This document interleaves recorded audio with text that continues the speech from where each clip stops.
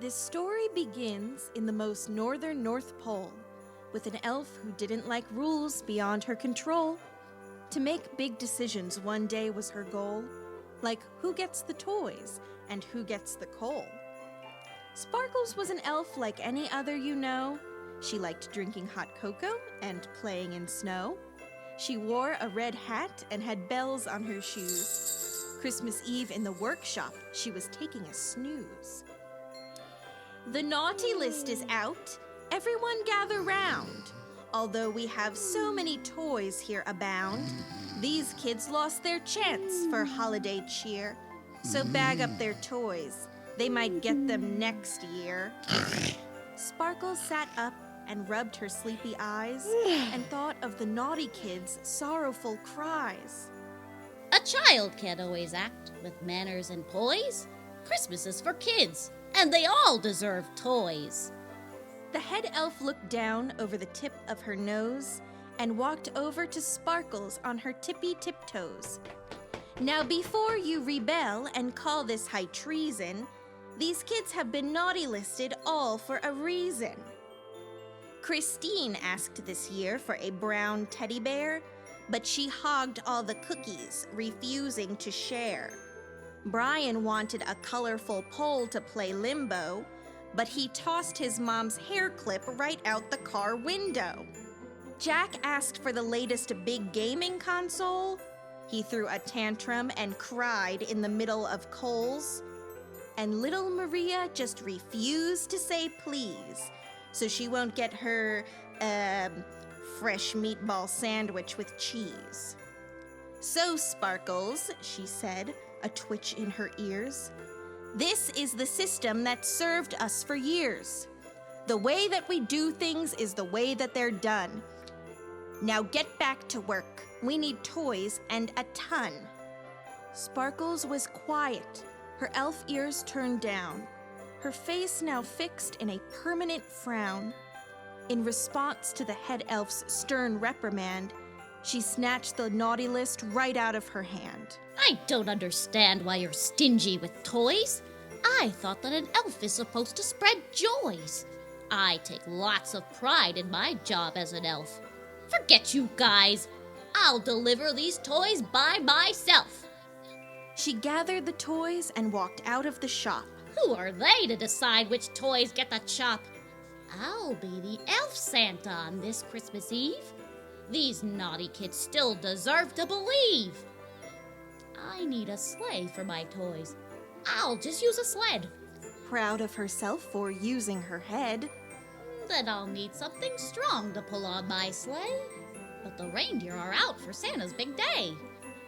Then, chewing a bone by the reindeer barn door, were two fluffy wolfhounds lounging on the floor. You two are perfect! You can pull my sleigh. There'll be treats for you in it at the end of the day.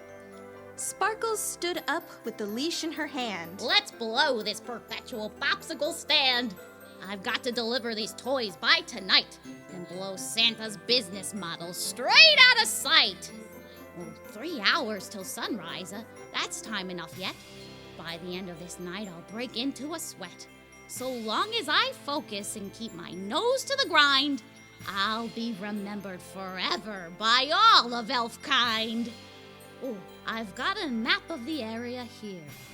I've got to walk to the edge of the realm to spread cheer. Candy Cane Forest, and then Gingerbread Town. Then Christmas Tree Mountain, and I'll be delivery bound!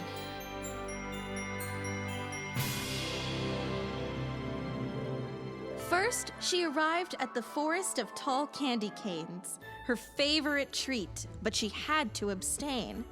Beating the odds was what this was all about. She had so little time to find her way out. Sparkles remembered what the elder elf said. The candy cane forest's a place where one's easily misled. When you're lost in the canes and filled up with dread, follow the brightest star out. It's up above your head! Sparkles looked up at the vast evening sky, stretched out her neck and squinted her eye. Like a firefly who was let out of a jar, She saw it up there. The brightest North Star! With the rain dogs, the presents, and her trusty rucksack, and tears of relief she could hardly hold back, she made her way out of the forest of candy. Who knew that elf history would come in so handy? Pulling up her elf pants like she was making a point, Come on, rain dogs! Let's get out of this joint! she gave a hard tug to her makeshift sleigh and snapped off a candy cane to enjoy on the way. The candy cane forest was ever so vast. This adventurous night is going by much too fast! I need to go on. Oh, but this ache in my back. Let me sit at Forest Edge and indulge in a snack. Sparkles grabbed her candy cane and took a large bite, a peppermint treat to brighten her night. She looked out across the soft blanket of snow and saw the Gingerbread Town, its lights all aglow. The rain dogs, they plodded toward the town square, the spirit of Christmas alight in the air. The smell of fresh spices tickled their noses. Gingerbread Town ought to smell good, I supposes. At the edge of the town stood a tall toffee gate. I'd best hurry along. I cannot be late. Standing there was a Royal Gingerbread Guard. His gumdrop medallions showed high esteem and regard. Welcome, young elf, to the town of Gingerbread. To pass through this gate, you must use your elf head. Answer this riddle as quick as you can, and you can pass through the land of the gingerbread man. If I land on your hand or your nose or your ear, you had better look fast before I disappear. Each one is unique, and that is no mistake. I'm frosty and cold. I'm a tiny... Chocolate milkshake? No. Vanilla cake? No. Wait, it's tiny, it's cold, it's fuzzy, oh, a snowflake! Yes! You've solved it. You sure can use that elf brain. Hurry, or your efforts will go right down the drain. Deliver those presents, or the kids will be so let down. And don't forget who you met in this Gingerbread Town. Sparkles passed through the gate with the rain dogs in tow. An icicly wind had started to blow. We need to make haste. In a moment we will. First, let's break for hot cocoa to warm up my chill. She stood up from her perch and shook off her freeze. It's the mountain of leftover Christmas trees! Sparkles looked down from the top of the peak. Her eyes got all wide and she let out a squeak. That's a very large drop and it looks slippery. I must confess I never quite learned how to ski. Avoiding the trees will be quite a feat. But I must press on. It's too late to retreat. The rain dogs let out a tired sigh. All they'd eaten that day was some old mincemeat pie. Their fur was snow-covered and their paws were so achy. The skin on their noses was all chapped and flaky. She kissed the two rain dogs on each of their heads. You two stay here. I'll go on ahead. Have the rest of my treats and take a long rest. Thanks for helping tonight. You guys are the best. Sparkles had conviction. She wasn't done yet. With a twinkle in her eye that only elves get, she blew kisses to the rain dogs and approached the ledge, took her presents in tow, and went over the edge.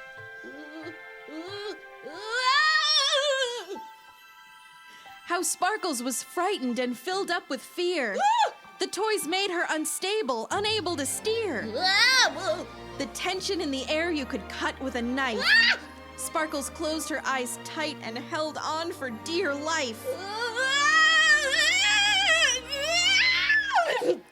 With a bump in the night, Sparkles crash landed. Her makeshift sleigh broken, she found herself stranded. Rubbing her head, she focused her eyes in and saw the first glimpse of sunlight on the horizon. Oh no, I'm too late. I've run out of time. These naughty listers won't get a thing. What a crime. I've wasted my time eating snacks and socializing, and now the Christmas morning sun is arising. Sparkles looked up at the bright morning sky, sat down in the snow, and started to cry. No presents, no sleigh bells, no Reindog wolf pups. Forget this whole thing. I should just well give up. I couldn't deliver even one of my toys to the children who were marked as bad girls and bad boys. I wanted to be the rebelest elf, but the whole time I could only think of myself. I'll just turn myself in and do hard time if I must. This Christmas Day is nothing more than an absolute bust. Then out from the clearing, a warm voice rang through. Oh, ho, ho! Sparkles! I'm so glad I found you! Sparkles raised up her head and blinked through her tears. It was Santa, his sleigh, the rain dogs, and reindeer. Dry your tears, Sparkles. There's no need to cry. You've done a great job. You're not the bad guy. You made it through Candy Cane Forest alone and solved the gingerbread riddle all on your own. You slid down the mountain of leftover Christmas trees, which is a feat in its own right, with or without skis. You took care of the rain dogs when their legs got too tired, and did all of this in some questionable elven attire. Although you got a chew that was more than your bite, you were firm and stood up for what you think is right. Sparkle's lips turned upright as she wiped at her tears, stood up from the ground and brushed off her cute ears. While your kind words are something my heart now enjoys, I still missed my chance to deliver these toys. Santa leaned back and scratched at his chin, till his eye gave a twinkle of an idea within. Christmas is over, but don't be sad and gray. Why don't you declare a brand new holiday? You can have the day after to deliver those toys. After all has calmed down from the holiday noise. Boxing Day, December 26th, is all for you. I believe in the children, and I believe in you too. So, Christine got her bear, and Brian his pole. Jack got a knockoff new gaming console. Little Maria was easy to please. She got a fresh meatball sandwich with cheese. If you want to know how to help Sparkles in the end, be kind to your teachers and families and friends. Don't get too discouraged if you make the naughty list. Sparkles the elf will make sure you're not missed. Do a good deed on Christmas Day. A big one, a small one any which way. Even if you seemed naughty at the first glance, Sparkles the rebel elf always gives one more chance.